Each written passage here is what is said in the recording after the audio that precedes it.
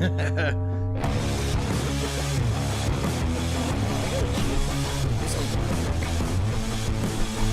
gonna change it up this way, okay?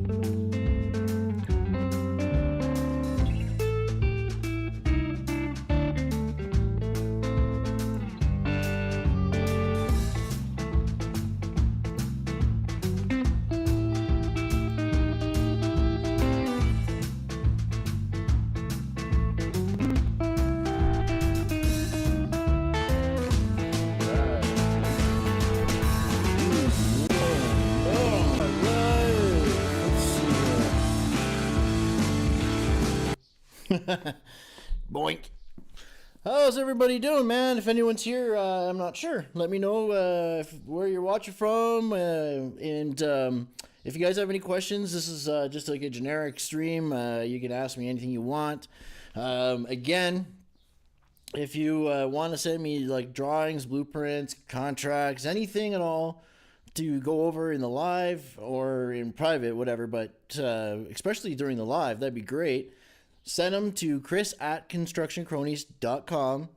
And if you guys need me to send you any of the examples, like the general terms and conditions I have that you can use as a contract, anything, guys, like that I showed you last stream, like my safety documentation, all that stuff that I normally would have on my website for free, just send me an email and I'll send it to you. I had somebody ask me in the comments to send it to them. Sure, no problem. Just send me an email so I know where to send it.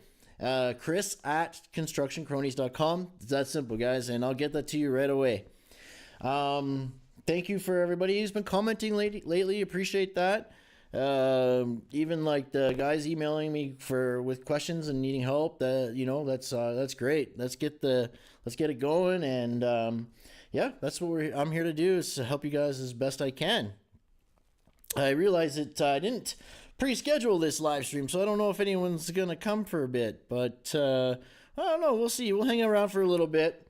I have the in-laws are in town, and they're all at the movies right now, which is great. So I got the house to myself for a bit. I got the dog. I'm kind of watching the dog, but she's doing good. I just checked on her. But yeah, simple, guys. If you guys have any questions, man, please ask. I got some content here ready to go. Just not blueprints today.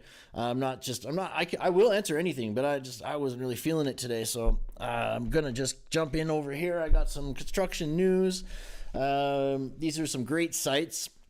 I don't know, Engineering News Record is good. This daily, this Construct Connect is really good. I'm pretty sure they have a USA and Canada site, so check them out. I think they even have a newsletter, which is good. I am subscribed to that, I believe. I don't. I get too many emails now. I don't even get. I just kind of skip through this stuff, and I wait, like I'm looking for people or whatnot. But so yeah. Anyways, yeah, man. And then of course I got thought maybe we could check out some fails. This is a new guy here. I haven't I've been seeing a lot of him his videos. He's newer on the scene, but pretty good stuff, man. Pretty good stuff.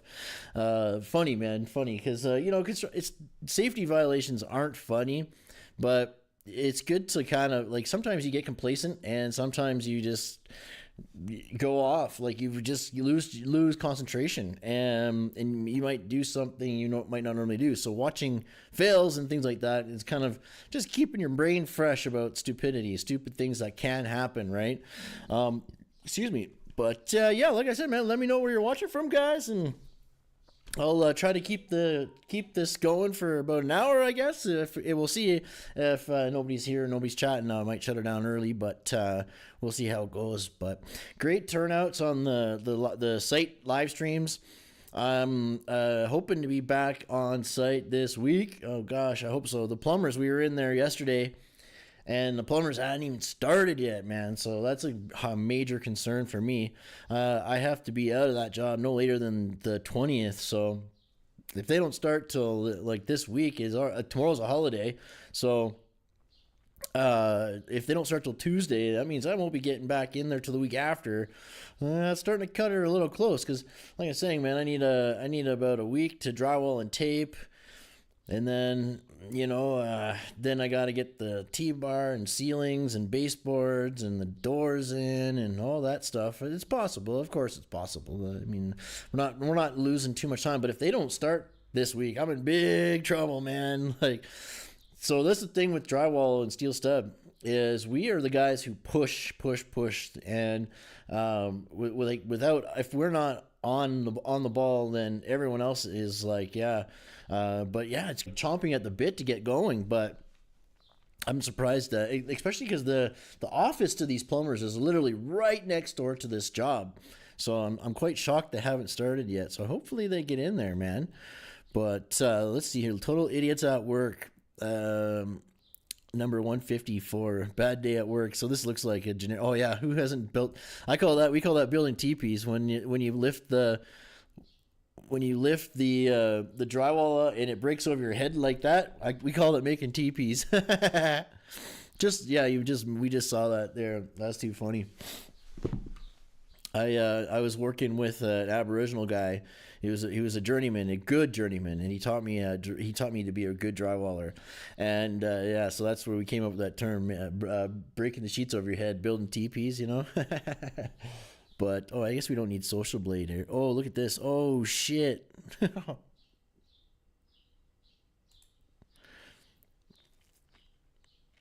Uh-oh. I don't know, man. Oh. Okay, here we go. Here's a construction. Oh. What was that all about?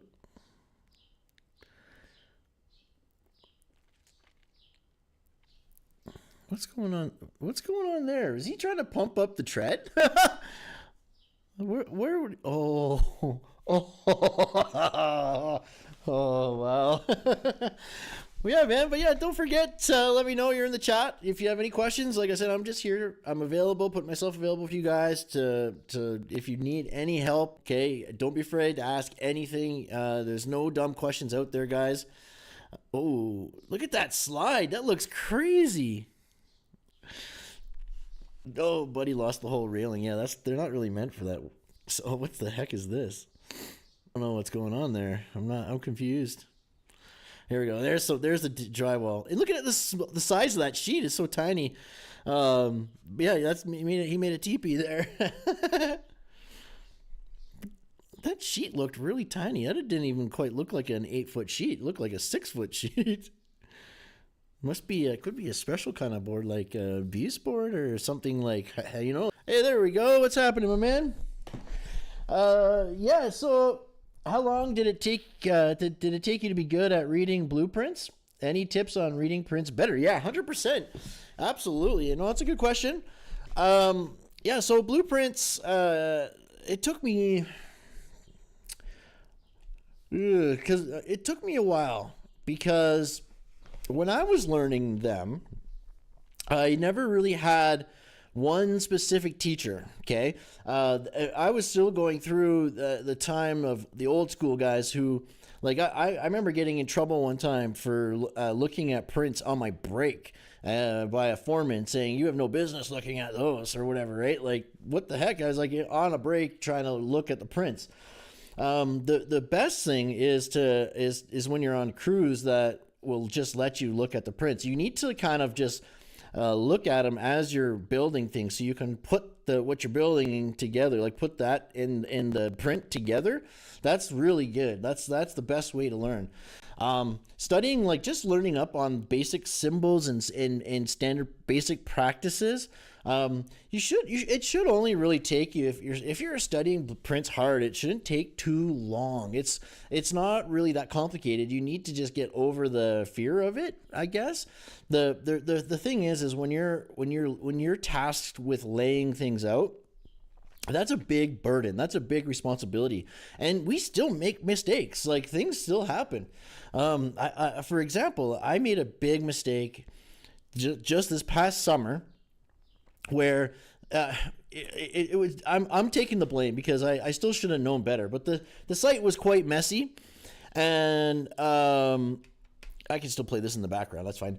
It was quite messy, and what happened is the building along the exterior wall jogged in a foot, and then came down. So it had a jog in it, which is kind of unusual in a sense for these types of buildings. It was a normal kind of CRU type building, but for some reason, it jogged out a foot and came straight. Normally those are just straight. Like I that was a little bit unusual. And so I had taken the measurement off the one side for the first line, and then obviously the second mark, it was off. So the wall ended up on an angle like this, right? Actually, it was inwards, but because of all the piles of garbage and stuff, I didn't really visually notice it until the very end, until everything was cleaned up, and I'm looking and I'm like, what the hell? It's this is crooked. And I started doing the openings for the millwork where everything's have to be perfect. I'm like, this is weird. Something's really wrong here. And I was troubleshooting it, and I finally figured it out. I'm like, oh, dude, this is what happened. Blah blah blah. It was really too late at that point to change it. So we just prayed that we could get the flooring look decent and all that. That was a big mistake. So I understand having to do layout is a big responsibility. This is not that great of a video. This is more like just silly people. It shouldn't take too long. You just have to keep doing it, practicing. Start off small. That's my biggest thing. Start off small. So if you're on a big job, take small sections of it, okay, and start with that, and just make sure to have hopefully you got somebody who will verify your layouts as well. Like, if you have a teacher, man, that makes the world of difference. Somebody who will actually teach you how to lay out. Because I literally had to figure it out all on my own, man. It was tough, but I was doing things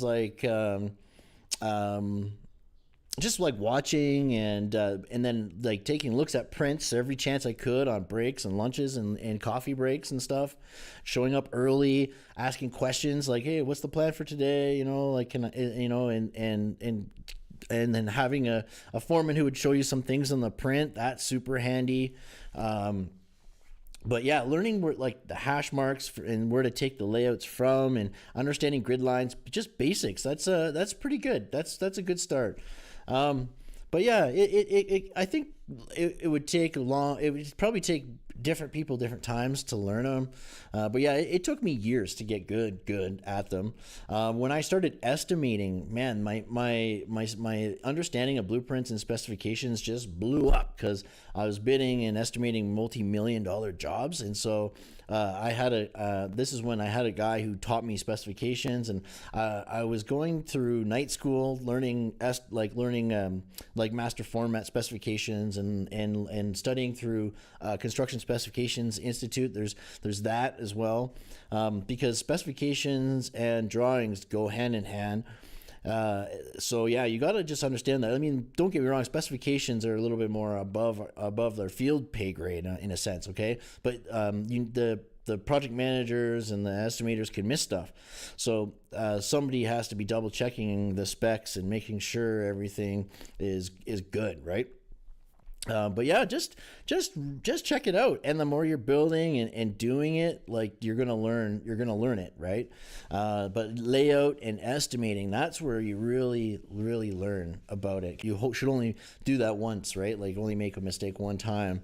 Yeah, man. Start off like demising walls, for example. Just all you got to do is find center of columns, and then measure out. Right, because you want the demising walls have to be straight down the middle of the columns, right? Just follow that grid line all the way down, right? But yeah, just little tricks like that. Hope that helps a little bit, my man. But I appreciate the question. Thank you very much, man. Yeah. So it was a little harder for me, when I was coming up, because nobody wanted to teach you that part of it. They really held that information close to the chest, and yeah, it was funny actually. Some of the journeymen I worked with too, they didn't know how to read prints, so they would like all the layout would be done ahead of us, but also when you start going pieceworking, that also really, man, that really, like, if you're interested in blueprints, man, you should just hook up with the guy who does the layout for the company that you're working with, and or just like volunteer to say, hey, I really want to learn layout, can I roll with the layout guy and be his helper? That's huge. Layout's huge, guys. So, it's a big responsibility, and you got to try your best not to make mistakes, because it sucks when you make a mistake with that. I totally get that, right? But man, oh man, it happens, and it still happens to me. Even I sometimes, like, just little tiny things, man. Like, if you miss a wall size, knowing, reading the wall types and knowing what's 3 5/8 or 6 inch or 1 5 inch, whatever, right? You got to know the size of the walls, okay, and then know where that exact hash mark takes you. So if you had measurements from the inside to the outside, inside to inside, center to center, outside to center, it could be anything. That's why we have the little dashes, little hash marks. The architect will tell you where the numbers are. And another thing is confusing is architects. Oh, that sucks. Architects aren't perfect, and I feel like the building drawings, the as builts or whatnot, and just go off those previous plans. Because you'll notice, like, if you're doing layout on a tenant improvement package, you go from the back side to the front and then double check the front to the back, it doesn't line up. Yeah, well, that's very typical. You'll notice things aren't always done right. So the grade beams and hopefully the columns are good. Like, whoever shot in the piles and the concrete, hopefully those are good. They'll typically be out of level and stuff, but at the base it should be good, right? But yeah, it's crazy, man. These trucks are massive, man. I was up in the oil fields up north here in the oil sands, and man, these trucks are like monsters, man. Just big monsters, right? And they drive fast. Like, they seem fast. They just in and out, just all day, just giving her, man. It's like, you think they get paid by the load. They very well might be, but they get paid quite a bit of money to do this. So, if you want to be a heavy equipment operator, you can make $250,000 a year doing this, quite easily, I think, if you're in a mine, into mining and stuff, right? But it's not the greatest work. It's tough. You're usually in a secluded area, away from the family, working super long hours. But yeah, if I could pick any job up there, it'd probably be that. It would probably be driving the truck. Yeah, you look at this; it's taking up the whole highway. Those are big trucks, man. And it's funny when you're driving on the highways here in Alberta, you're seeing the parts for these trucks too, like just the wheels being shipped up or whatnot, or just a bucket or what. It's crazy. And there's big excavators too, like huge, man, massive. It's kind of cool, but yeah. What jobs are you guys doing? What jobs are you guys working on right now, man?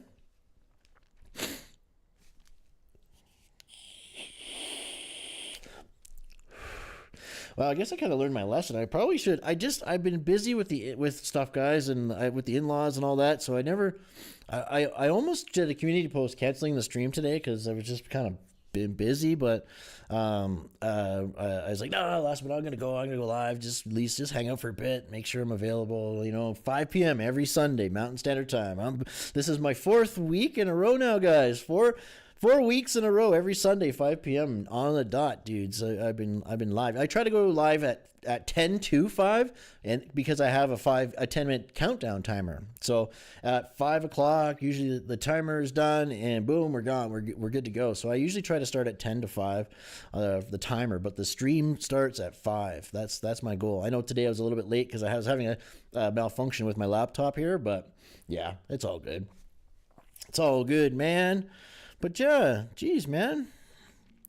I think it's a long weekend. Is it a long weekend in the U.S.? Because I know that it's coming up to the July 4th pretty soon, eh?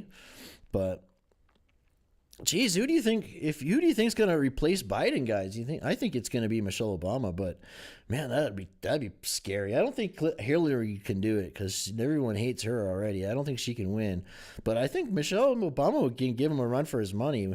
But we hope that the globalists don't get in, eh? Oh man, we need to bring it back home. I really think, man, America should come up with some sort of like American Union, where Canada, the United States, and Mexico, we all come together and why? Like, man, we're like the cleanest producers. Like, we're more responsible. Like, we have higher standards. Like, I don't know why we import anything from China. Like, I don't understand it. It's crazy to me. Like, China and India, like the product that you get from them, it's junk and they're dirty, like they're polluters, right? It's crazy. It'd be nice to bring the factories back home and put people to work here, and we need to shore up those borders, eh? Like, it's getting out of hand. It's not that it's just there's not enough resources for all the people. Like, we're bringing people in quicker than we can support. That's not good for anybody, especially the people coming in. Like, they're being duped. Right? It's awful.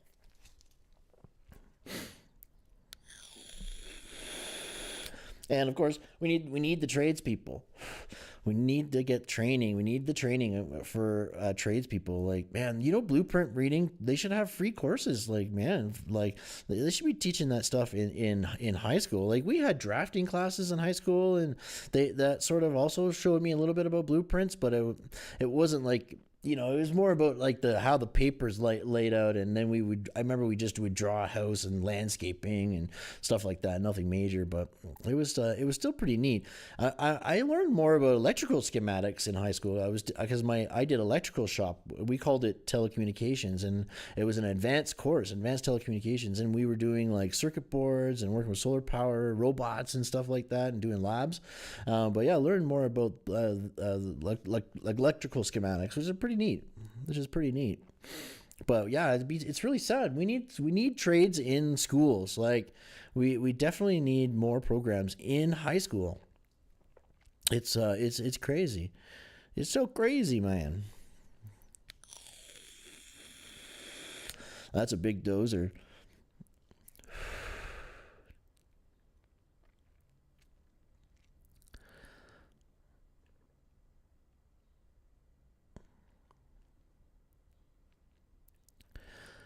Yeah, the big Bertha over there too. The big bucket.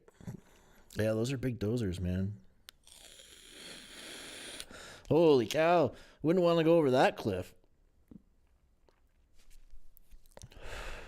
I think it's always funny watching I'm sorry, like guys in like these other countries, like they don't have the safety regulations that we do here. But it's funny, like I know a country like Canada, our biggest business is mining, and we're the biggest miners all over the world. We have more mining companies, and they're massive. Like, and we got pits everywhere, like all over the world. It's pretty crazy. But yeah, that's a bad day. What are you trying to do there, bud? He's trying to get himself out with the arm. Oh man, that'd be some clever driving, but I don't see it. You're in there. That's a little 200 too. That's just a little guy. So yeah, the 240s are pretty normal to have on site. So that 200 is a little smaller, but the 240s and the 320s are pretty typical excavators to have on site. So you'll have a 320 digging and then a little 240 swiping out. It's like, moving the dirt out of the way type thing. So they'll work in tandem, right?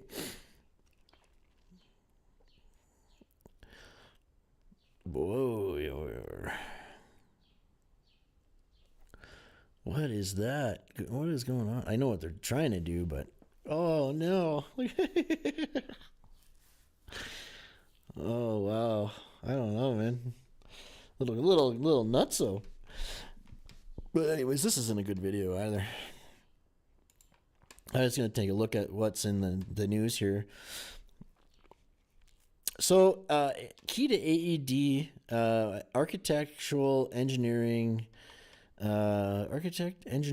AED, safety on site. Key to AED. What is exactly the D? Architectural engineering and D. What is D? Oh, it says right here. Oh no, I was completely off. It is automated external defibrillator. Oh, AED. Duh. Yeah, duh. I was just like, I'm thinking, but no, AED. Yeah, instead of doing CPR, AEDs are like the little shockers. Boom, right? It's pretty easy to use. There's different ways to use it for. Hey, mama, how's it going? Good stuff. Good to see you guys. Right on. We're excited to see you guys in a few weeks. Yeah, I think everyone's out partying for the long weekend because it's a dead stream, but appreciate you guys popping in. How's it going down there? Good to see you. Yeah, I got Paula and Paula and Steve are up, so they're out at the movies with the kids right now, and I got the dog Maggie, but yeah, they rented a house just down at Cameron Heights. I should show you guys about that for next time. It's like an Airbnb or whatnot. It's a really nice little townhouse they got, actually. It's got 3 bedrooms and a den, a nice big kitchen. The yard goes right out to the park and stuff. It's actually pretty neat, but there's no pool. So I still think the hotels are better because they got a pool, but yeah, no, it's not too bad. So yeah, they're excited. The kids are excited to come down to Ontario. And so you got countertops yet, or are the countertops coming? Mom and Dad are redoing their kitchen, and it's been taking them a year to do it.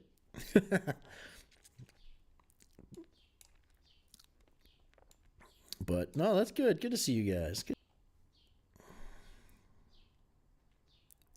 No shit. That's excellent. Very good. That's excellent news. No, that's really good. I'm excited to see the kitchen, guys. I think it's going to be really great. Don't show me any pictures. I want to see it when I get there. Yeah, open up that whole space, get the dining room. What are you guys doing with the old dining room table? Man, make sure that's well taken care of, man. That dining room set, because yeah, where are you gonna put that dining room set? I hope you're not giving it to Barbie. I'm just kidding. But yeah, wait and see. I will wait and see. Right on. Yeah, it's a beautiful. My papa, sorry, he man, yeah, I don't know. Didn't he like hand make some of that stuff? Or did he buy it? I don't know. It's a beautiful wood carved dining room set. It's so beautiful. Oh my god. It's like, yeah, like the craftsmanship is just so astonishing. It's unique. Very, very nice stuff. Yeah. I'll show you guys. I should show you guys. Well, I'll post it on a community post when I'm down there. I'm gonna be going down this summer again. So yeah, there you go. King George, 1800s. Yeah, there you go. What a beautiful set. My God. Oh, you never seen anything like it. Like, it's just out of this world. Yeah, beautiful. Beautiful. Yeah, I'm excited to see. I don't know if there's any big news. This is Bird selected to complete 5 projects valued at $625 million. You guys have a bird in the United States? I'm not. I'm not. I think they must be down there. Mississauga Bird Construction. They've been selected for 5 projects, including a multi-year mine infrastructure work in eastern Canada and 3 long-term care projects. Yeah, okay. And a multi-building institutional project in western Canada. They're not building a whole lot this year. It's our government has put a complete, like, it's destroyed the construction industry. It's so dead. The liberals they're just screwed everything up. Like the new capital gains tax, holy cow, as soon as they announced that this April, like, it seemed like everybody was waiting for the budget this year, and then after the budget was announced, that was it was dead. Like any of the projects we were in proposals before, like, just done, canceled, like, or scaled back. Like, interest rates are crazy.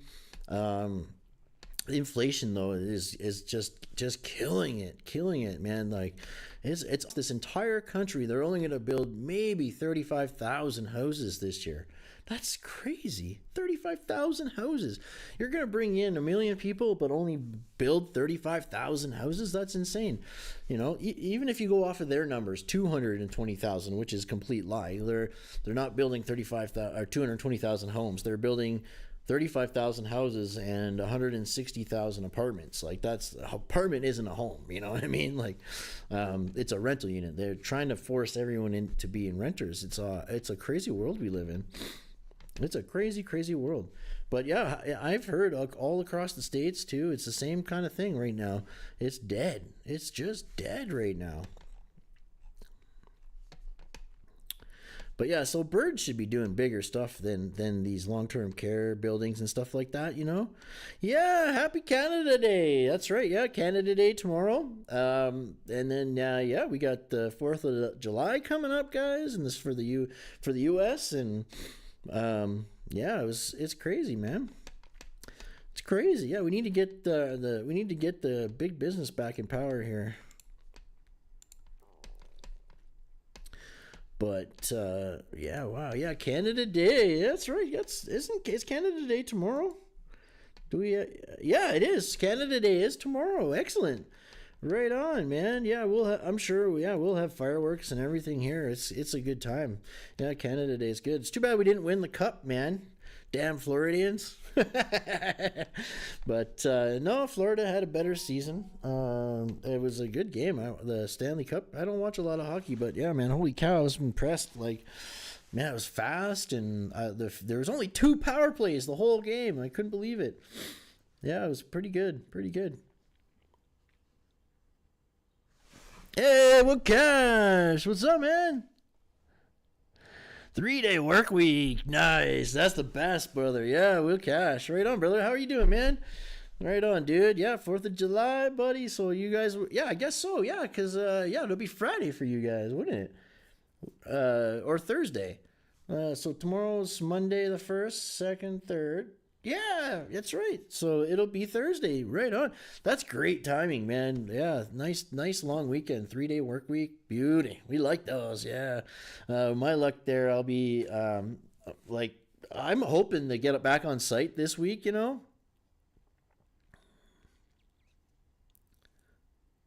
Sure, of course. Yeah, no, absolutely. Yeah, no, that's a nice thing. You need to have that long weekend for sure. That's great. It's probably nice that it lands on Thursday. I would like to have the 3-day week and then go back to a 5-day week. Yeah, that's, to me, makes it better than having 2 4-day weeks. I'd rather have just I'd rather it be that way in a sense. But in my position, I gotta go when it goes. So if the plumbers can get going, damn, man, because they're definitely not gonna get started till Tuesday now. And I went in yesterday and finished the drywall for the electrician. It's funny, the electrician on this job asked me to put drywall on the walls so they could put the plywood and the panels on. I did it. I put the drywall on the walls.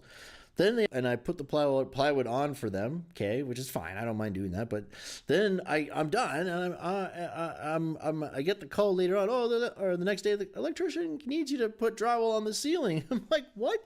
Why would it? That's the first time that anybody's ever asked me to put drywall on the ceiling for them.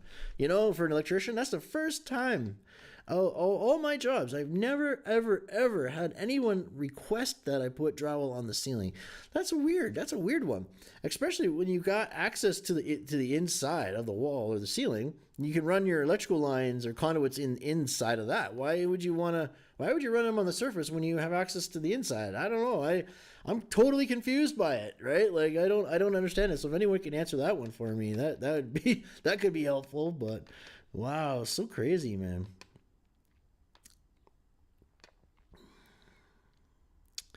Yeah, this net zero stuff, man.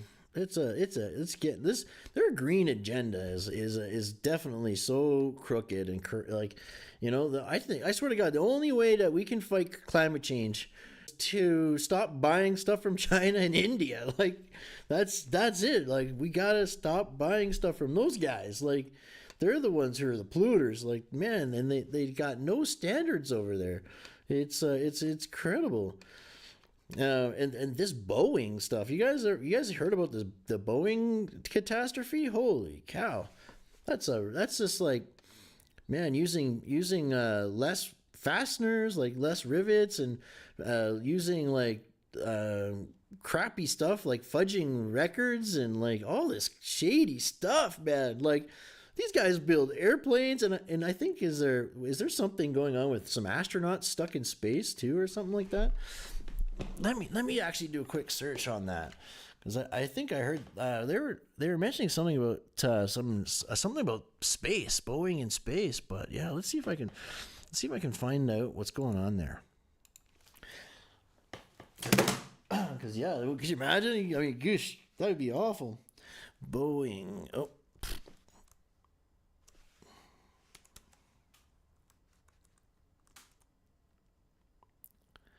BOE.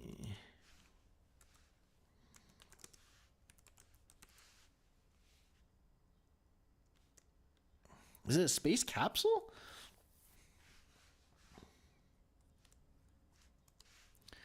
Let's just see what happens when I search both. Yeah, so Boeing has 2 astronauts stuck in space. So, this is awful. This is awful. So yeah, check this out. Boeing has 2 astronauts stuck in space, and that's not even their biggest problem. Wow. After years of delay, Boeing's Starliner finally managed to take astronauts to the International Space Station. But problems with the craft mean it's unclear how or when they're coming home again. So yeah, I think that's like what my father-in-law had said. Probably Elon Musk will have to get him out.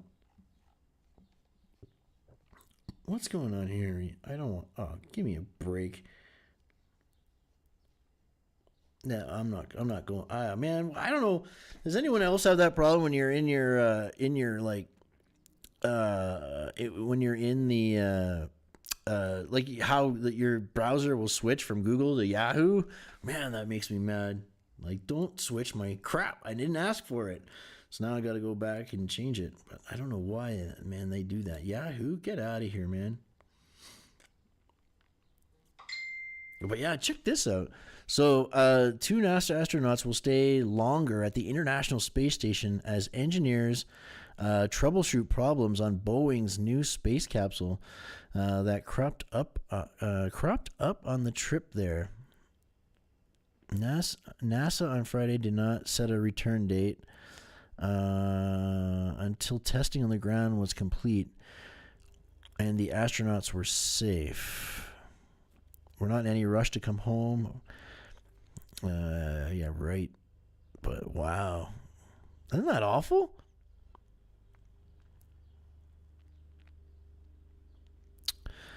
Man, oh man, for Boeing after years of delays and setbacks.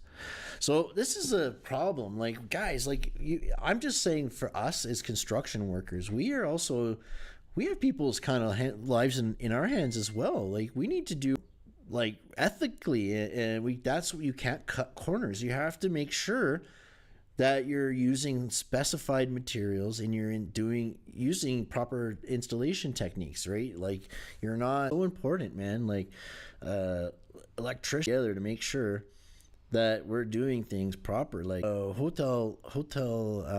Rock Hotel in New Orleans, that collapse was so lucky that it wasn't a bigger disaster than it was. The engineering on that had, what did they do? They minimized the amount of columns or something, but didn't adjust the concrete strength or something like that. It was definitely negligence, but nobody went to jail for that. Like, whew, that's crazy. And that's kind of the whole thing with construction being the way it is like there's so many like different levels and separation of liability, and that's why it's such a mess, because it is a lot of liability. But it's like, man, like like there's separation and separation and separation from of liability, right? It's quite complex when you get into these big projects, you know. But yeah, wow. Nuclear fusion pushes to reach commercial power plant stage. Ooh, global developers are advancing nuclear fusion technology and engineering to scale an energy source they say has zero emissions, no meltdown risk, and more security as data centers and AI push power demand. Interesting. I guess all the AI would have more demand on the power grid, right? EVs, but we don't have the infrastructure to support everybody driving an EV. It's crazy.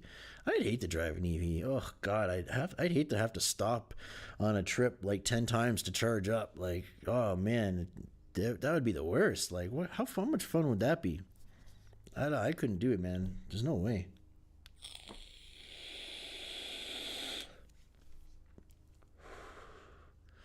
So yeah, in response to ongoing labor challenges across the AEC is architectural engineering construction. Okay. ENR top 100 professional services firms are reconfiguring operations to recruit helping hands where they need it most. So what are they doing?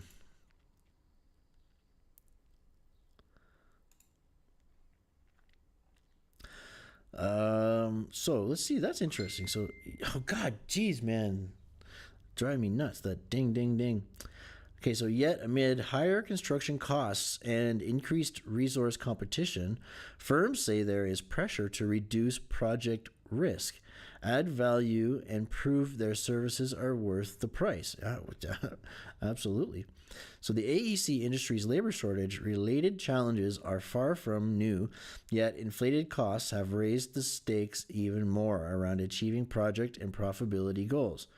According to comments from this year's ENR Top 100 Construction Management for fee, so CM, Construction Management, and Program Management, PM, listed firms, the result is a highly competitive market. So yeah, get to the point, where some owners are doubling down on construction and program management services, while others hold projects for better market conditions. Yeah, that's what I'm talking about. Everyone's holding projects right now, downscaling or holding. Yeah, it's awful right now. It's really slow.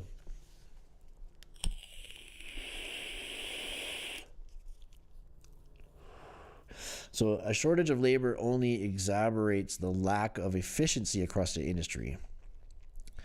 Accenture's North American led for infrastructure and capital projects, an influx of projects connected to the Infrastructure Investment and Jobs Act, the CHIPS and Science Act, and the Inflation Reduction Act are adding to the urgency for professional services firms to find short-term solutions to the industry's long-term personnel challenges. Many clients are undertaking once-in-a-generation are many clients are undertaking once in a generation projects, and the pressure on project teams is boundless. He says projects not managed well tend to go sideways. Obviously, this is a tough business. Sure.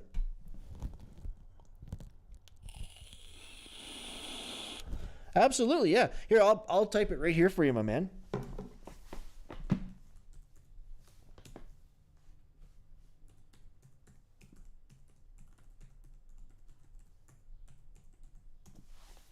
Yeah, Chris at constructioncronies.com, my man. You know it. Yeah, I'll take a look later. Absolutely.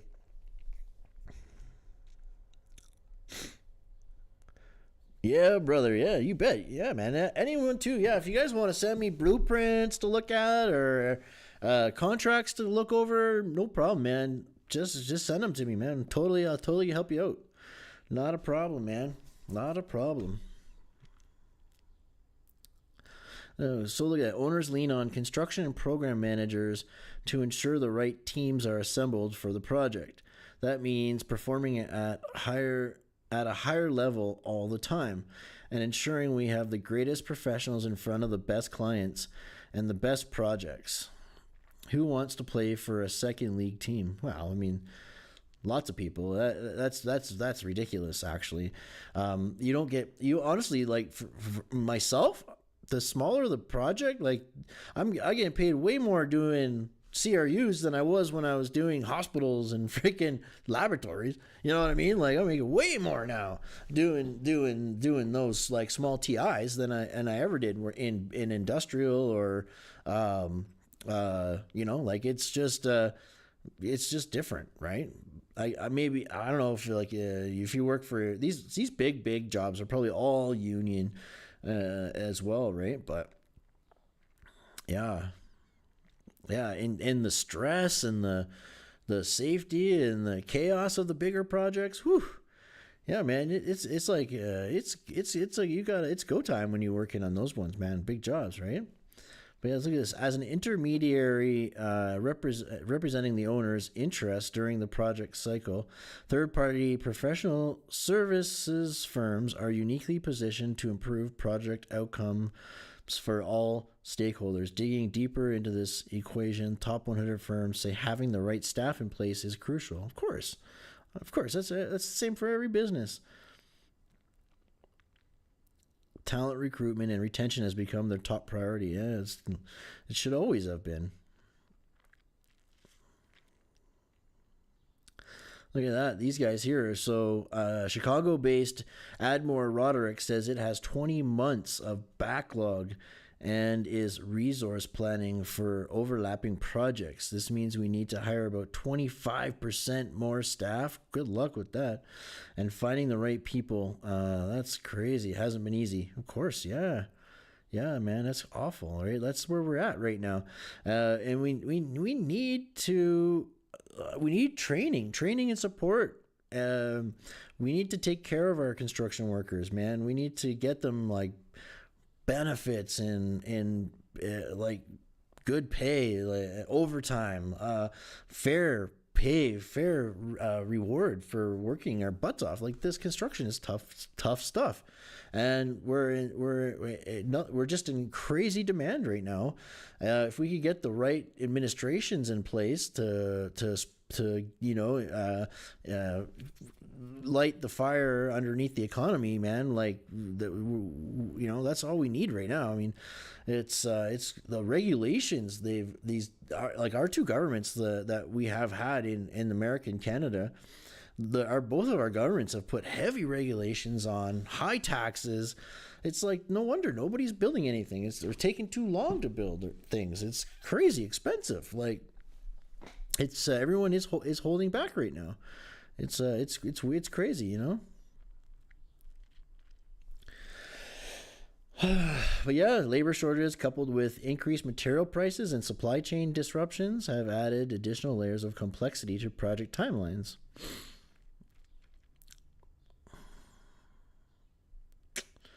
Yep. Simple as that, man.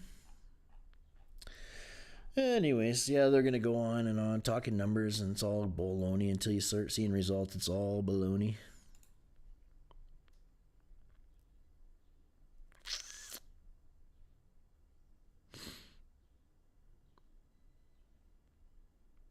Yeah. So you normally like this would be flooded with project specific stuff. But yeah, you can see right now it's not. There's like, there's no projects. There's no projects here. It's just off topic articles. Like they're usually they be talking about specific projects. They're not. Like here, right? So Microsoft to build hyperscale data center, sure. Housing giants to build bird nests and hedgehog highways. Okay. There we go. Birmingham 450 inner city flat scheme approved. Yeah, like that's now I'm talking about rental units. Sure, yeah, they're building some rentals, but they're not building houses. Yeah, fair pay for our work and safety. Yes, man, we are essential. Here in California, a lot of jobs are held back due to permits. Yeah, I couldn't imagine the hoops you got to go through in a state like California to get something built. Holy cow. I wonder if it'd be worse or than British Columbia here. I guess it's taking like 3 years to build one house in British Columbia. Like, what the heck is that? They're approving lots of permits, but they're spending too much time approving permits for jobs that never get done. Like that's the thing. I think only like 40% of approved permits, like those projects, actually get built. So 60% of the time they're wasting time. Like that's ridiculous. There's got to be changes to that, because instead of like big firms bunging up the permit office, right? We should have like penalties or something if you don't build it. Like, I don't know, something to balance that out, right? But look at that, Sunderland Film Studio enabling works out to bid. I did an underwater treatment plant once. That was pretty cool. Man, we were so deep below the North Saskatchewan River, and building like these big concrete tanks and stuff. Like it was incredible. Like I don't think I've never seen anything like it. When you're in this massive river and you got both sides shored up like 100 meters down, and you got each side shored up, and you're at the bottom and you're like looking up. It's incredible. You got a river on either side. It was something else, man. And they got a crane down equipment, and it was just something. Wow, man. And taking the elevators down, and wow, it was insane. It was insane, man. When you're pouring concrete, the only way to get concrete down that far was through cranes and bucketing it in. Basically, it was a slow go, but man, yeah, you just work on section by section. It was pretty cool. It was pretty interesting. I was happy to be on that project. So what I was doing was I was working with the crane operator and building Perry forms. So I would build like the concrete forms, like the Perry walls, and then we would fly them into place, and the rod bangers would do the rebar, and they had and then we'd go back and we remember like putting the whalers and the this and that and connecting it all together. It's pretty cool. It's pretty cool. Let me show you. I could show you Perry scaffolding just so you kind of know.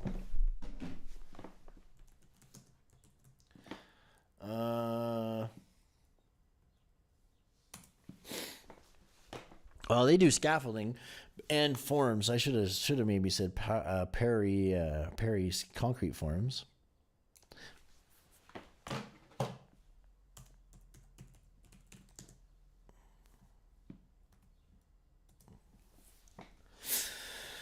Yeah. So this is a good. Look at some of these images.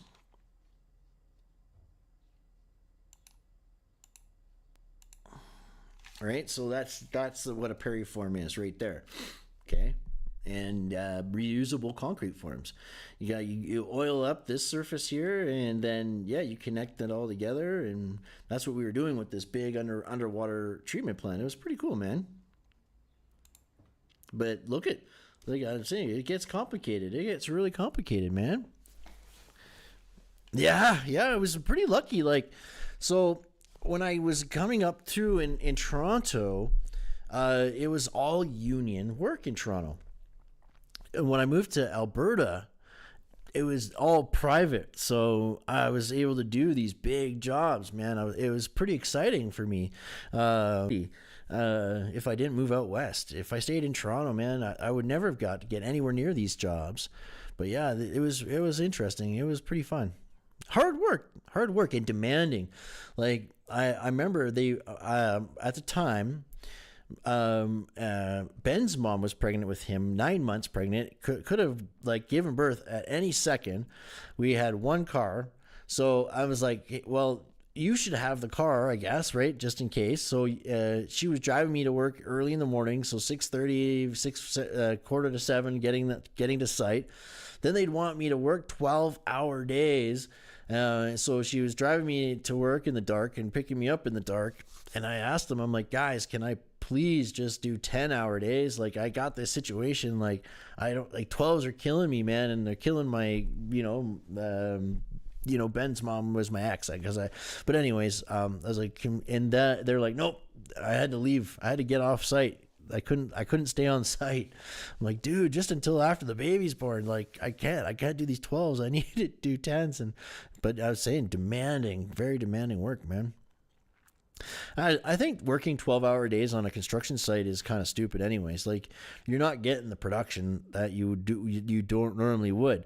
Like, people are productive if you're lucky for 8 hours. Okay. Like, I am definitely built differently, though. I do work sometimes longer because I have to get certain amount. I work to get a certain amount done. Okay. I'll work till it's done, but I'll work 8-9 hour average. Okay. I don't work much more than that because it's just, you're not producing that much more, 12-hour days, like, especially when you're doing them nonstop all the time, you're really not getting anything done. So it's kind of backwards. You know what I mean? Like, why not hire more guys? Like, like, that's what you should be doing. But making guys work 12 hours a day, 6 days a week, man, whew.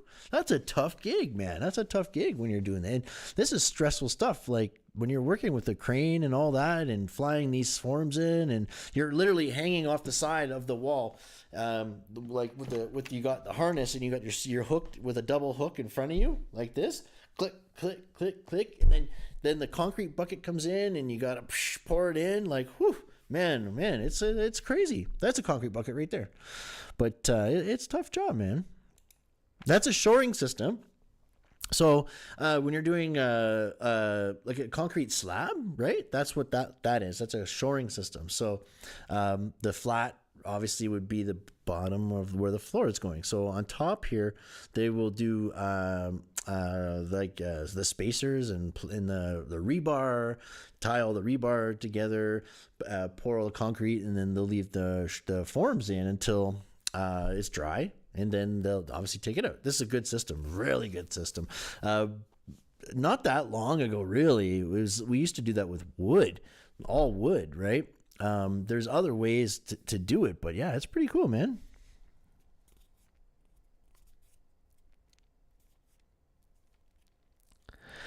Absolutely, buddy. You're 100% right, Will Cash. And that's the trick. So when it's construction management and you're billing for hours, that's all they're doing is they're just getting the hours so that they make more money. Like, because there's in construction, you know how it is. Like, there's a million ways to come up with excuses to extend your contract. Okay. And that's why every kind of management or piecework or small company needs to take note the weather, note any discussions. You have to have a journal and keep notes. Every time there's some sort of delay in any way, you have to put in more days. So if somebody holds you up, you got to be like, even if it only takes you 1 day to do, you got to put in for 2. Okay. And that's the game. Okay. And when you're in a situation like that, it's usually because the big companies are just using bodies to suck more money out of the government or like whatever, like it's a scam. They know it. We all know it. And that's the thing, like, too, as workers, when you're working 12s, 6 days a week. So if you work 12 12s in one payroll, in one payroll like section, okay, of 2 weeks, you're paying more in tax than you would have if you only worked 80 hours. You know what I mean? So it's crazy. After I think after 100 and I think after 108 hours or 10 hours or something like that, like you're just losing money. Like you're just losing money. You know, it's crazy. But I know if the conservative government gets in, which they should get in this time, they're going to get rid of that. They're going to give fair overtime taxes. They're going to take that crap away. And if you work more, you make more. That's the way it should be, not less. Like they're really going to change this country around. It's going to take some time, but yeah, we have the lowest productivity in Canada than any of the G20 countries. Okay, like we have no productivity here, zero. We have 325,000. Is it 325,000? Yeah, 325,000 unemployed people in Toronto alone. Man, how does that make any freaking sense? That we're like, so when you think about that, those 325 or 45,000 people we're supporting. The guys working, we're supporting those people. Like it's crazy. There's no excuse. Everybody is anybody and everybody. It doesn't even have purpose in this life, in this world, and you can do something. You know, we need to make people work, not to be cruel. It's actually to benefit them mostly, because then people will have value and structure and I'm sorry, but who wants handouts? Why would you want any kind of handout? That is ridiculous to me. I don't get that. You know.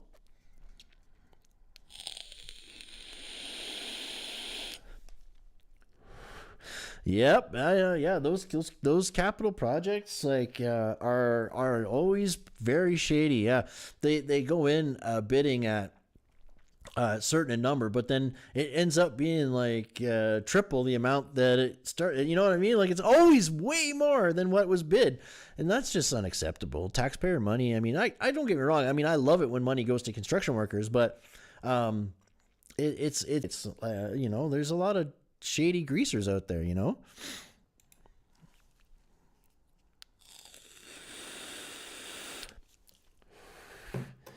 But yeah, no, people are just like, yeah, there's such snowflakes these days, right? Like, and that's not good for them. It's not good for anybody, you know. Give people purpose and meaning. Like, make them work, make them do something. Why are all the call centers in India? Why can't we have our disabled people in wheelchairs or whatever, like doing the call centers, like something like that?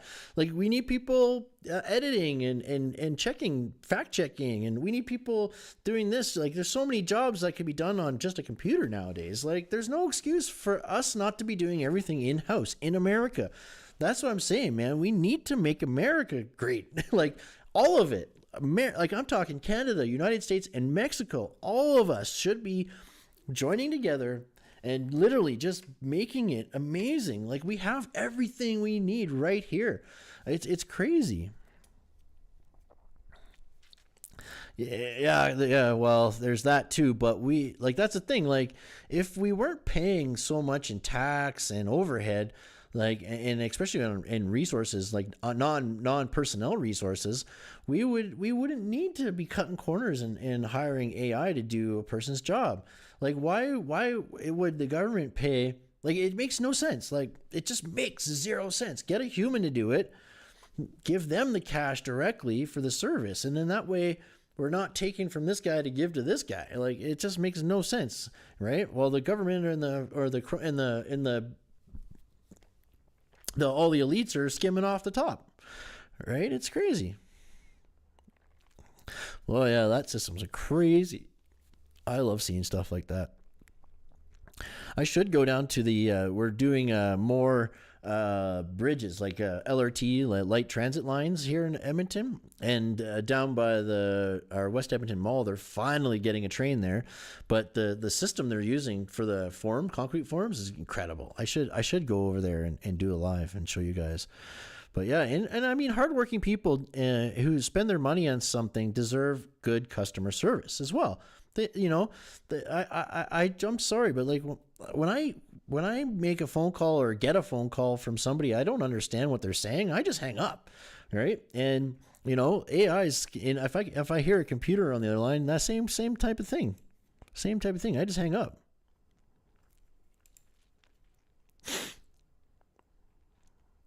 But man, yeah, we need to get people back to work. Productivity. It's not that freaking hard, man.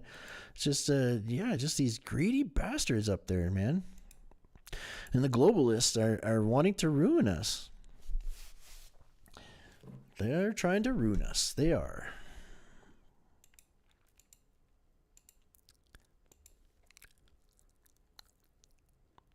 Yeah, they're but yeah, no, that's a cool system. But yeah, you can do anything with this stuff, man. Like, yeah, I've seen them used in a lot of different ways. It's pretty cool.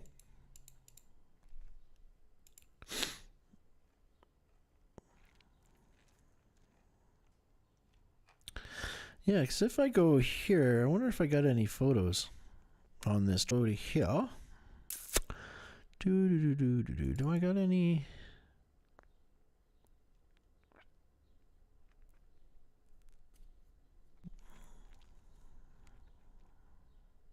Yeah, I showed you guys those ones.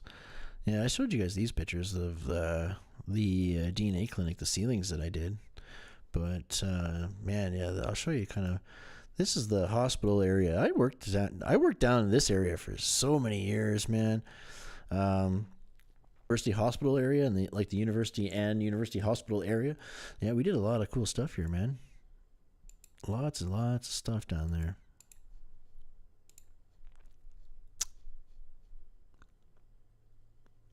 But yeah, I don't think I got pictures. I should load up pictures of from my other jobs too.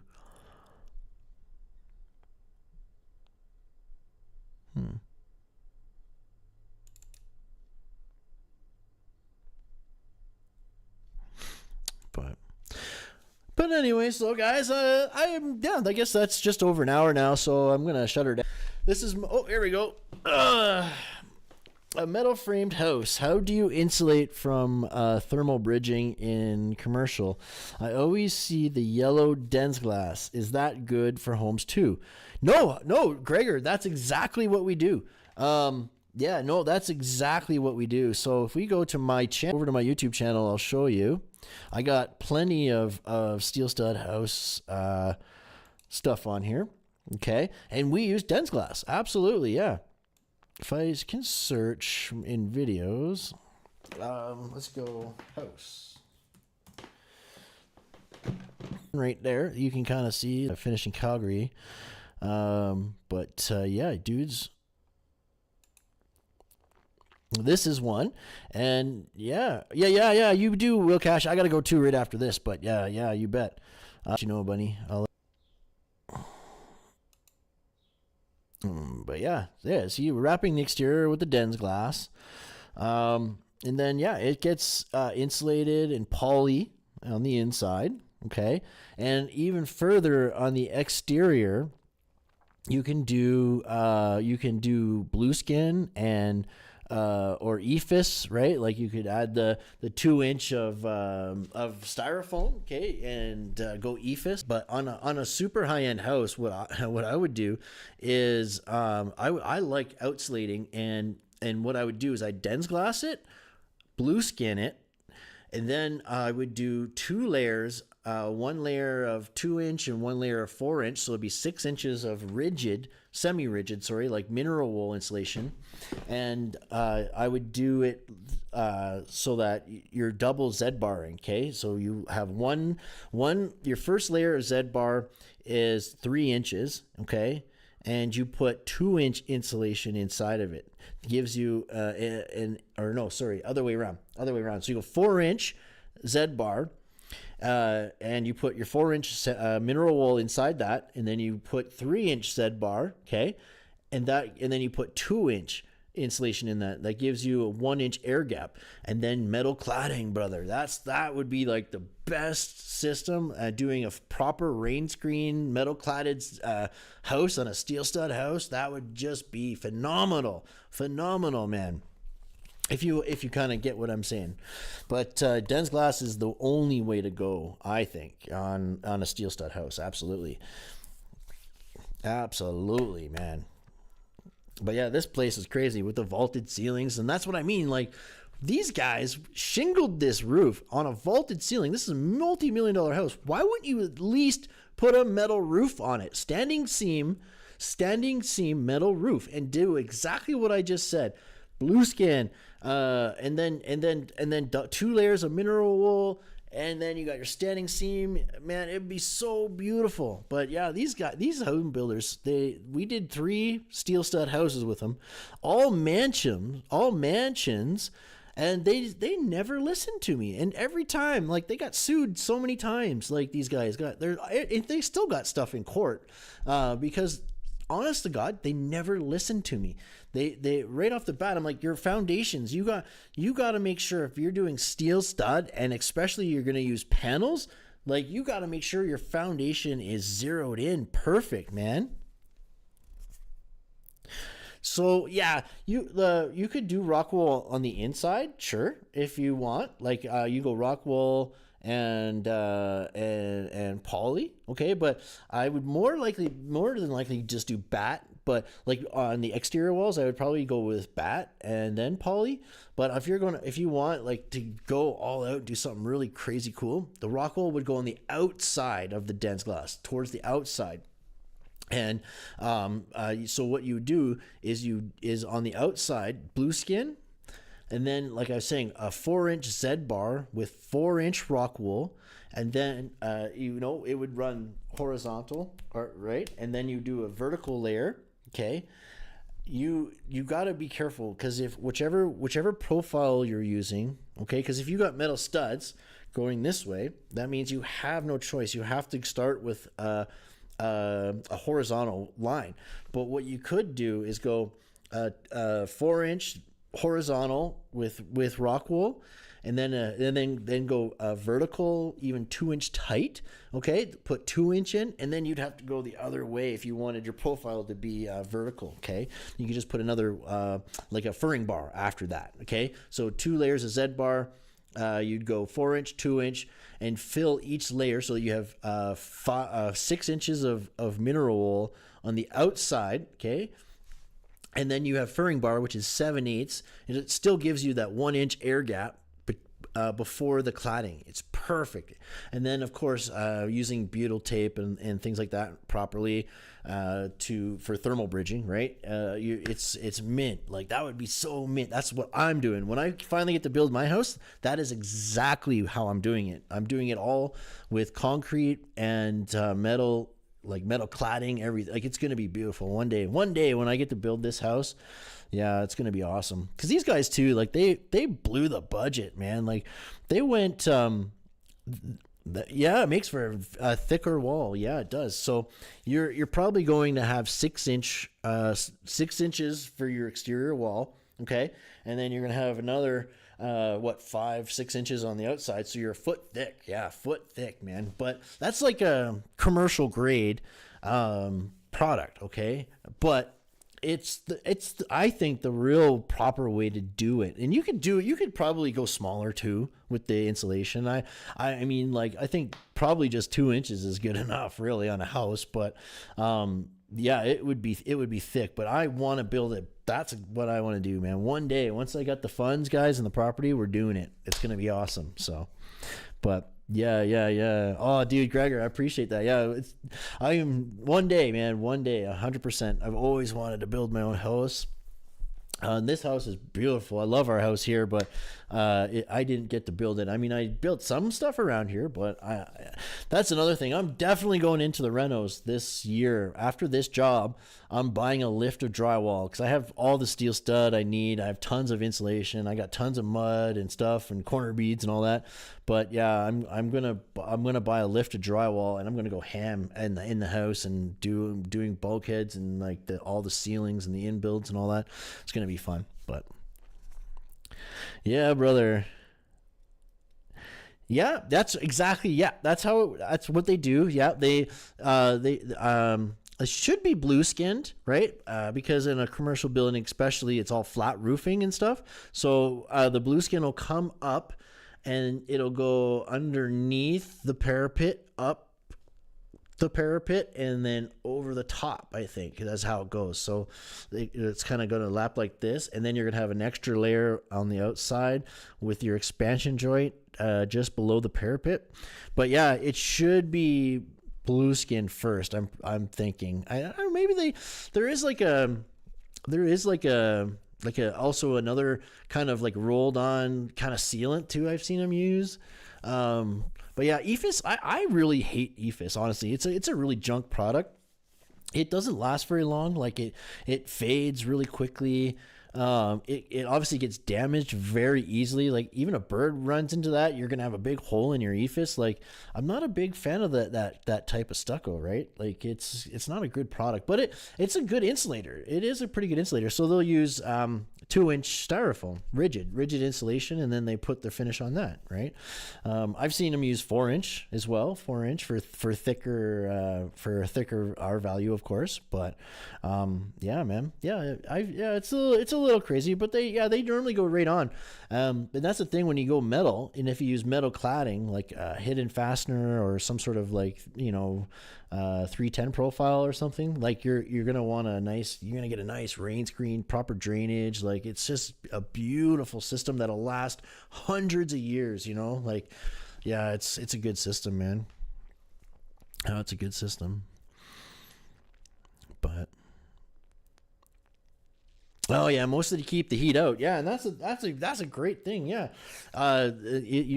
like my garage here is my walls here in my studio are a foot thick, man, and it's awesome, man. In the summer, it's cool. Like I literally put my air conditioner on here. It's a heat pump, but in the winter, it heats all winter. This little heat pump I got, it's gorgeous. I think it's a 180,000 BTU.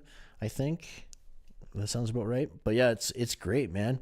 But it's so cool in here, man. Oh god, I got 6-inch, 16 gauge, 6-inch steel stud all the way around. It's all insulated, double layer 5/8, blah blah blah. It's all poly insulated, and then of course on the outside of that, there's an inch airspace, and then there's the regular 2x4 wood frame that was original from the garage. I just added more because I wanted to. It's a sound studio, right? But it's and of course to heat it and stuff. It works well. Hey, right on, Jimmy. I appreciate that, man. Hey, Joe, what's up? I mean, OG Scotty, man, what's up, brother? Good to see you, man. Right on, man. Now the homies are showing up. Right on. How's everybody doing? Look at what a weird system. Like this is unbelievable. The system they have for doing these panels are way overkill. It just must have like inflated the budget like crazy. I would have knocked down the gauge, knock down all this nonsense that they have going here, like these weird build, like weird panels, like just not using normal track and stuff. And yeah, why not spend the money on a nice exterior? Like I tell you, man, these guys literally shingled. Yeah, you're very welcome, Gregor. Anytime, brother. You know it. Yeah, anytime, man. Appreciate that. Like, why not just, anyways, I could have made it so much better if I was the designer, or even if these guys would just listen. Like, holy, we did 3 of these houses for the same builder, and he never listened one time, not to one single piece of my advice. He didn't listen one time. Yeah, and it always ended up in way over schedule, over budget. Yeah, they use stud for track, dude. I know, isn't that insane? And not only that, they you see how they have like the grooves in there for where the studs go? How stupid is that? Like, dude, when you had to move things, or like if a window was in the wrong spot, and like you couldn't move it. Once it's in, it's in. Like you can't move it. Like, it was such a pain in the ass. Like, because we were called in to fix fix a bunch of stuff in these places, and it cost them a fortune because it was so hard to fix. Like, this is so unconventional, right? Like, made no sense whatsoever the way they did it. It's awful. It's just awful way to build things, man. Isn't that crazy? Stud for track. So what's up, OG? How you doing, man? How's things over there? Are you busy, man?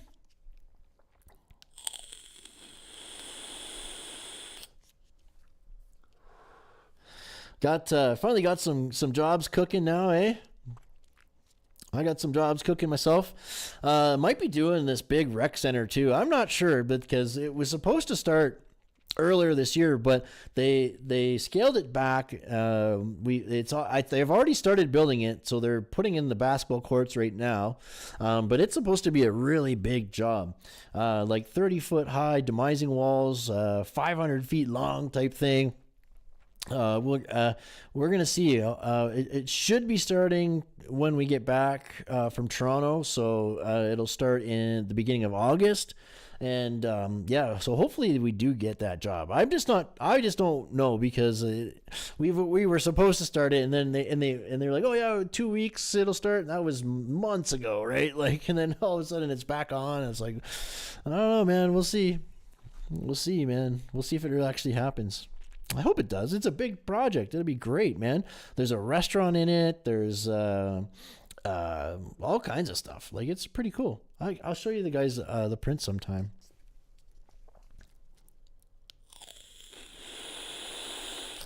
What's going on there?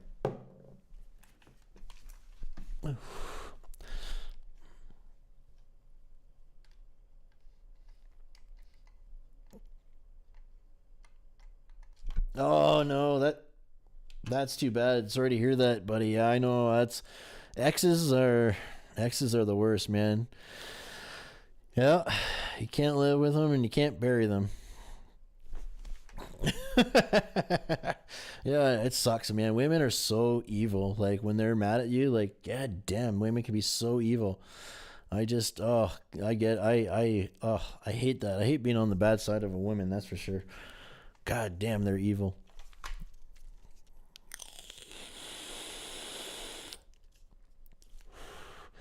But yeah, you can kind of see the system. That's a deck, an exterior deck there. But yeah, the just don't make Jesus an X. 100%, brother. Yeah, you know it. That's exactly it. That's exactly it. Yep.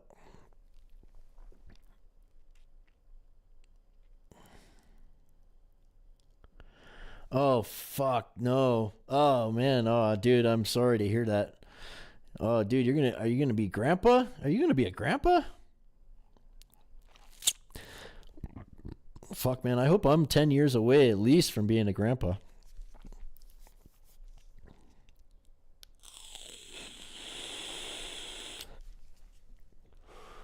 My son, he's 17 now. And yeah, man, I tell him, man, I teach him everything. I tell him, man, you do not take condoms from women. You supply them.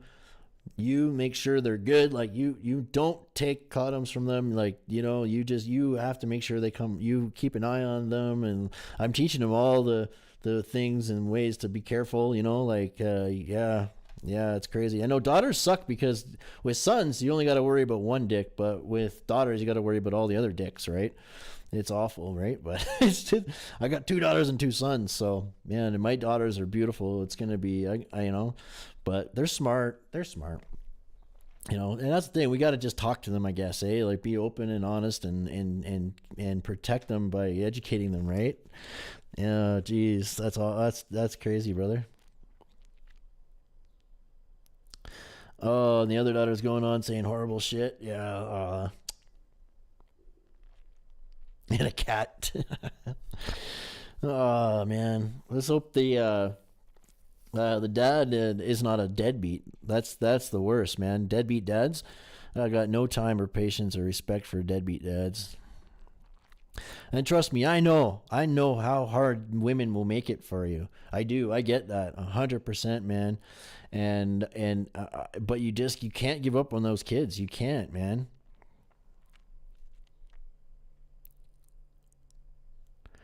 I know it's facts, Gregory. You facts, brother. Yeah, I know you. Like, man, my ex, like my oldest son, it was from my ex, my previous relationship before my wife. My wife and I have 3 of our own.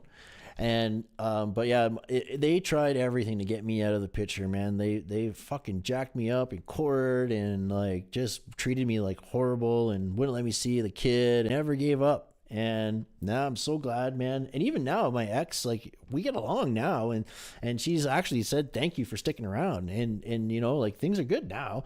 But everyone's emotions go running wild at first, and you know, and you make mistakes, you know. But the biggest mistake we can do as men is to leave our children behind, like, without a dad. That's the worst thing. Like, you know, it's hard. It's hard, but you gotta do it. That's man up, right? Man up, man. Take care of your kids and be there for them. You know, it's important. I hear you. Yeah. OG just want to make videos and paint. Yeah, word up, man. Well, maybe you should come for a visit, dude. If you need to get out for a bit, come. Oh, dude, I got a little paint gig. It's not crazy huge, but maybe we could line it up. I should be painting not this week, but the week after, if you want to do it. So yeah, man, it's not a big job or anything, but maybe we could work out something. You come and get away for a bit, and you can come paint this gig. It's the one I'm on. I can show you the job I'm on right now. I'm going live from it. So, yeah, it's this guy right here. Right, so there's a back electrical room there. So the back room there will get is the only ceiling. In the front will have a T-bar ceiling. So just walls, and there's like 4 doors or 5 doors or whatever to paint, and they're all steel expandable door frames that'll go on after. But yeah, man. Yeah, and I do appreciate, like, my kids too. Like, my wife is Catholic, so we put them in Catholic school. I'm a Christian, my wife's Catholic, but I really appreciate the Catholic school. I never thought, I was kind of against it at first, to be honest with you, but man, I'm really glad now, because of the way the general school system is pretty weird now. My oldest son obviously is in general school, but he's almost out now. But he went through some weird shit, man, like with all like the weirdos, you know, like, wow, just so many weird, like, I don't know, just it was poor kid, but he's tough. He made it. He's strong. He's a strong kid. So, but he's a good Christian too. And, yeah, he's a good kid. Yeah, he's a really good kid. Well, yeah, it's nice having, we're so close. We talk about anything. So it's good. It's good. But yeah, that's the job, right? So there's just the front room and the back room. It's not crazy huge or anything. I think about 3,000 square feet to paint. So, but yeah, that's the one we're on right now. So hopefully the damn plumbers, there's going to be T-bar up in here. That's why I got the carrying channel in there to catch the, no, not really. No, they can be tough when you're like, when you're hitting the X brace, like when you're going through double like steel like that, cause it's 18 gauge flat stock going into 18 gauge steel in this one. But it's not too bad. It's not like, what you can do is mark out where the cross braces are running. Like, just make little pencil marks and just avoid those areas as well. If it's really too hard, but it can be, but they're, like I was saying, if you just kind of map out where they are on the sheet, then yeah, you just avoid those areas and you'll be good. But this is a free floating system. And I tell you, man, after adding the cross bracing at the back like that, it's beautiful. Like before that, it was still, even with the ceiling in and everything screwed off, you could still move it, right? But after that cross brace went on, it won't budge. It will not budge. It's super strong.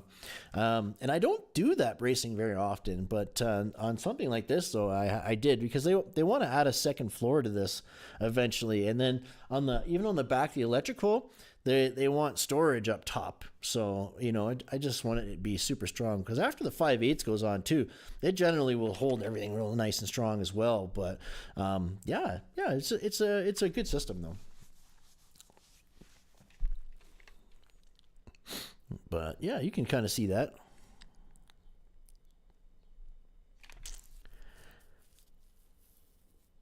Yeah, I did, Greg, actually. Yeah, I kind of did.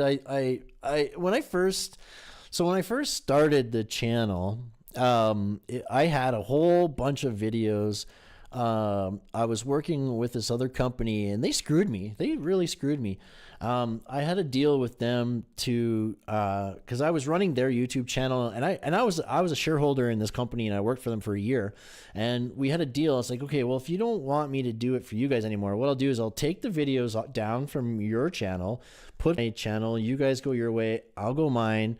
And then they just kept being so petty, and like, oh, you can't use the logo and this and that and blah, blah, blah. I'm like, dude, I'm still a shareholder in the company. So technically I'm part owner of this company. I own 10% of it. And you're not going to let me use the logo of my own company. Like, that makes no sense. Right. And at the end of the day, YouTube just took down all the videos and then they went behind my back and started their own channel and re-uploaded the videos to it as well. So I was like, yo, that's copyright infringement, because I have all the, like, I paid for all the like the music licenses and all that as well. And so it was a fight, and I think that might have like downgraded me right off the bat. I don't know. I'm not sure. And then I used to stream a lot, and we were playing like copyrighted music on my streams, and I got banned from live streaming because of it, even for a couple times. So maybe that also downgraded me a little bit. But yeah, other than that though, I don't think I've done much. I don't, but I see guys do so much worse, so I can't for sure say that I have been downgraded. I think it also depends on who at YouTube sees you and does what, but I'm not sure. I fill out all the surveys, and I taken all the courses and stuff, but yeah, it's crazy. Yeah, that's pretty true. Yeah. Yeah, the shadow ban gang. I know, and that's the thing. You never know. It's something you can. There's no transparency with YouTube, so you never really know. But yeah, it's been was kind of on the rise for a while. And then all of a sudden it just started declining again. It's so weird, but yeah, you never really know. But yeah, it's funny. I see a bunch of bigger channels that don't do half the stuff, but it is what it is. You never know. Hopefully I'll grow big enough when, but yeah, it'd be nice to be able to make enough money through ads that I could actually fund and do cool stuff. Like, that's kind of the thing. Like, I've spent so much money on my channel. Like, I'm just like, I'm gonna back off, because like I'm well in close to 200 grand I've spent on this channel already. Like doing like just all like everything, equipment and like just everything. I'm well probably over 200 grand already spent on the channel. And I think I've made maybe 16 grand with it. So it's yeah. So sponsors, it would be a good idea. I do work with Simply Wise. That's the receipt app company. There's now Peter Olson, the stud punch company. Like I do Amazon stuff as well, but, yeah. So, like it is what it is, but yeah, I know, right? Ouch. That's a big investment for very little return, right? So I'm not doing that right now. I'm just kind of taking a step back to see what happens, see if I can actually grow. I'm in my sixth year already. So yeah, we'll see what happens, but yeah, it's really unfortunate. Yeah, and I don't know anybody that goes live from site like I do too, and like deeply explain everything I can and take questions and stuff. But I definitely won't stop. That's for sure. We're gonna try some new stuff as well. I'm gonna do some like steel stud homeowner type stuff that would be good for both. But hey, what's up, Dibs, man? How's it going, brother? Good to see you, man. Good. Oh no, it's me. Right on, dude. It's good to see you, man.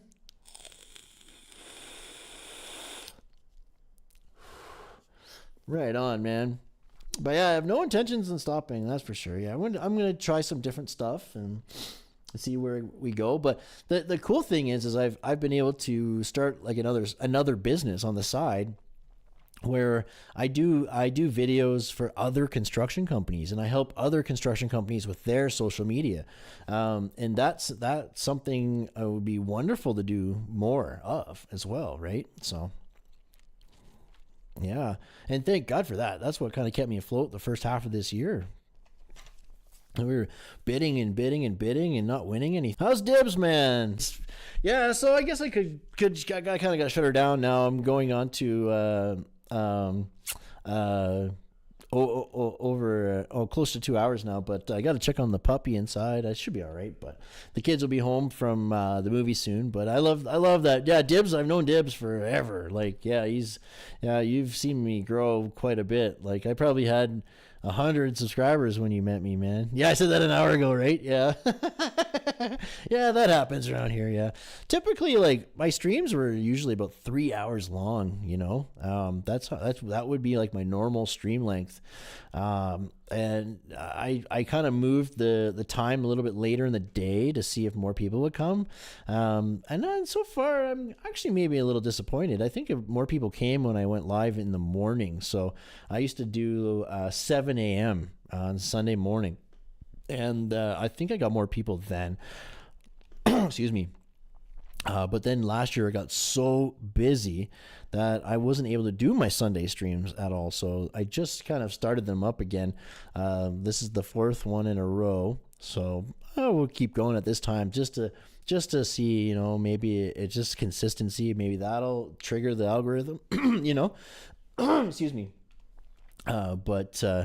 Yeah, man. No, I appreciate you guys big time. I really appreciate you guys. Thank you so much for watching and hanging out with me today. You've been busy modding a Twitch charity stream. Oh, no way. 1,000 plus mile cycle. Ooh, wow. Like a bicycle, like biking? Is it in the streets or is it like on the stationary bikes type thing? But yeah, that's awesome, Dibs. Right on, dude. Twitch is one of those things, you know. I don't like it because it's so weird. Like I really wanted to try different platforms like Twitch and Rumble and even Kick, but they're just such weird platforms. I don't really understand them that well. YouTube there is no question about it being the best platform for usability. You know, it's great. It's got a lot of it's well developed. It's you know, like it's a good experience for the creator and the viewer as far as like administration goes and tools that you have and like simplicity, I guess.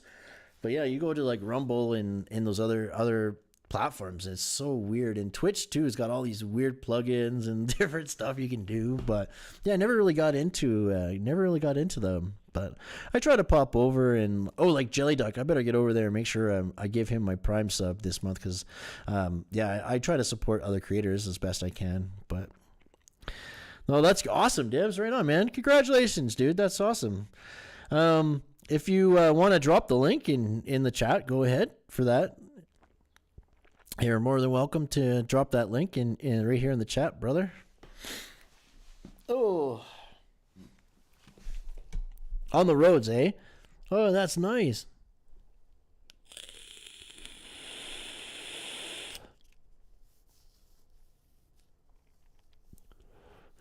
Holy cow. Oh, so it's in England, eh? It is right in England?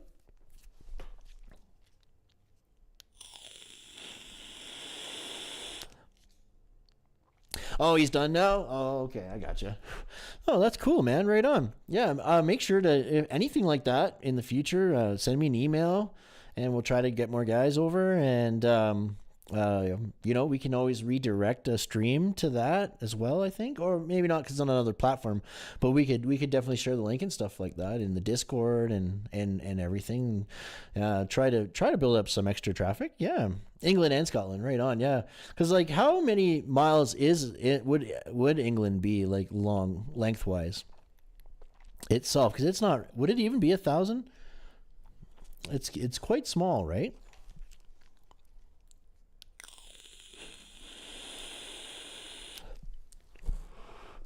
Because yeah, Canada I think would be maybe 3,000 miles itself across.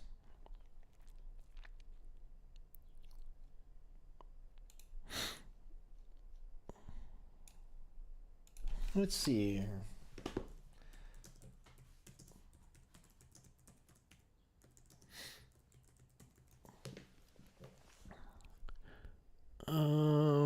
boom, boom, boom. Of course, I can't stand Yahoo.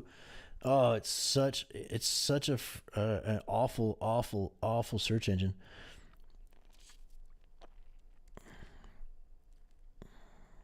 Yeah, okay. I got to switch to Google.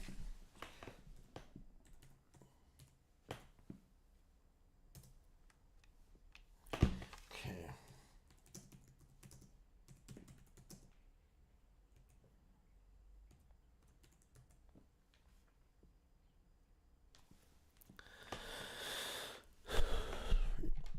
Most direct route by car is 874 miles. Yeah, that's like what I'm thinking. Yeah, that makes sense. So Canada, yeah, 4,700 miles would be Canada. So 7,560 kilometers. But yeah, 4,700 miles across Canada. Yeah, that's awesome. Yeah, that'd be a crazy bike ride, though. Holy cow, man. Whew. Hey, I bet it'd be beautiful, too, man. Wow. That's cool. That's really cool. But, yeah, guys, I got to go. I bet you they're wondering how the puppy is and all that. And I've been having some good streams with OBS, by the way. That's his YT right there. Clive's Adventures. Why have I heard of this guy before? I think I know this guy.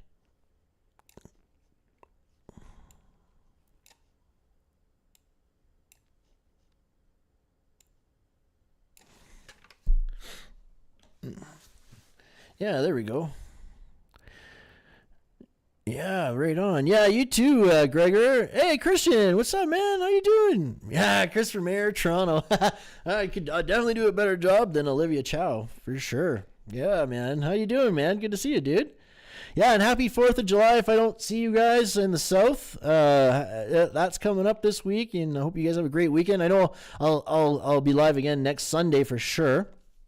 I'll try to hopefully I'm back on site this week. I really hope so. We have a holiday tomorrow. It's Canada Day tomorrow, so we have still a long weekend. So I'm hoping to get back on site next week. I'm not really hopeful because, like I said, the darn plumbers hadn't even started yet. So that's crazy, man.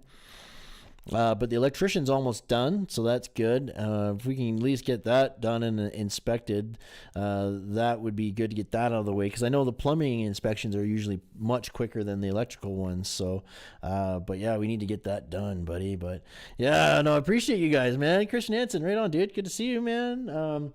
Yeah, it's crazy what's pretty good.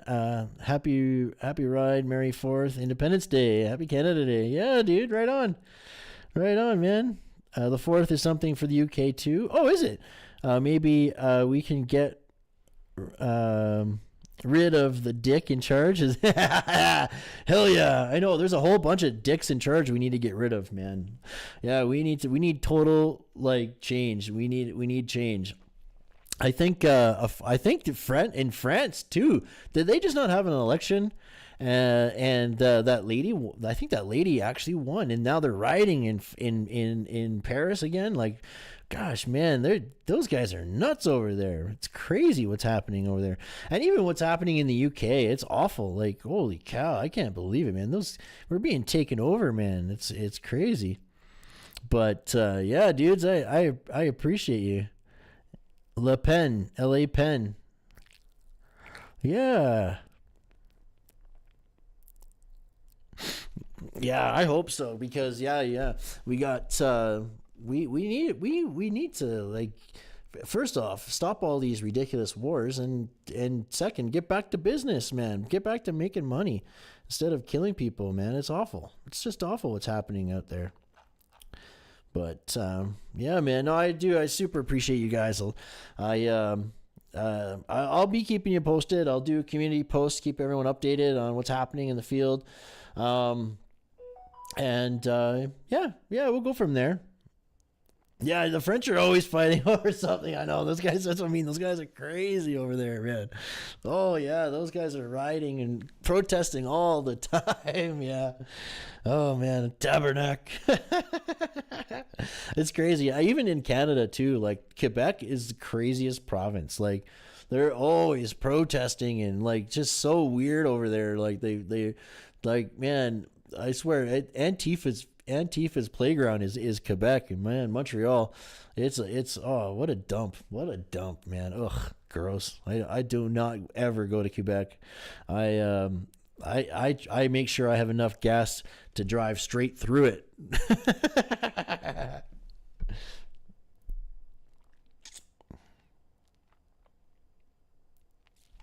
Have I ever done old school vinyl DJing? Well, sort of. Yeah, I mean, I used to play records, and I like when I was in school, we had a turntable and like DJ setup, and we would do like big parties and like events at the school and stuff like that.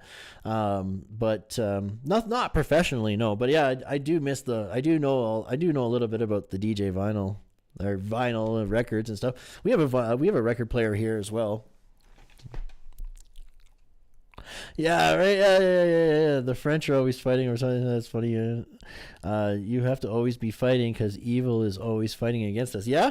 No, well, that's true, and that's what I don't understand right now is that it's like the good side is teaming up with the evil side right now. It's beyond me. We have this Marxist movement in this world that just wants to see everything burn. And it's just crazy to me. It's crazy, but yeah, like, man, like the people are like the evil people in like like Klaus Schwab, George Soros type evil people. Like they definitely want to cause chaos, and that's the thing. Why are we fighting each other? We have to stop fighting each other and team up against the real evil, like the real problems. It's crazy.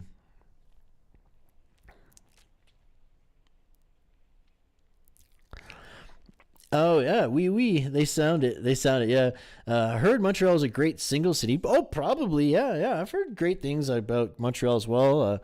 I've been through Quebec a couple times, and it wasn't a good experience. It was horrible. But I've never been to Montreal, so it could be better. But yeah, you think? Yeah, now you know. Yeah, exactly. I know. I'm always talking about that. I'm a big advocate for peace and you like unity. You know, but yeah, you're not allowed to say Soros. Yeah, probably. Yeah. I wouldn't be surprised, but yeah, that's true. Right on, man. Right on. Yeah. But no, I really do got to go this time, guys. But no, man, good talk, guys, and we'll do it again soon. Yeah, man, Gregor, Christian, Dibs, man, OG, buddy, guys, thank you so much for coming. Will Cash, my man, I know he's gone, but yeah, reach out to me there. If anyone has any last minute questions, go ahead. But peace won't work. There is no profit. Yeah. Well, I know. Like I disagree because there is a lot of hey Jelly, I was just talking about you. Right on. I was just there's always more profit in peace. It's just those warmongers, the war machine.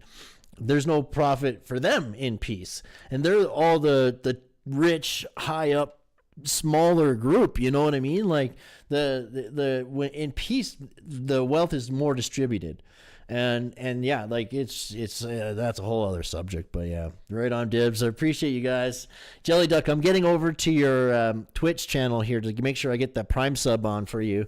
But yeah, again, appreciate you being a member for so long. That's the best, buddy. You guys take care, man, and be safe out there. Enjoy the rest of your long weekend. Have a great 4th of July weekend, and we'll talk real soon, guys. Okay, bye for now, everybody. I'm gonna put the this guy on. Yeah, you know it, Jelly Duck. I'm gonna do that right now so I don't forget. You guys take care, guys.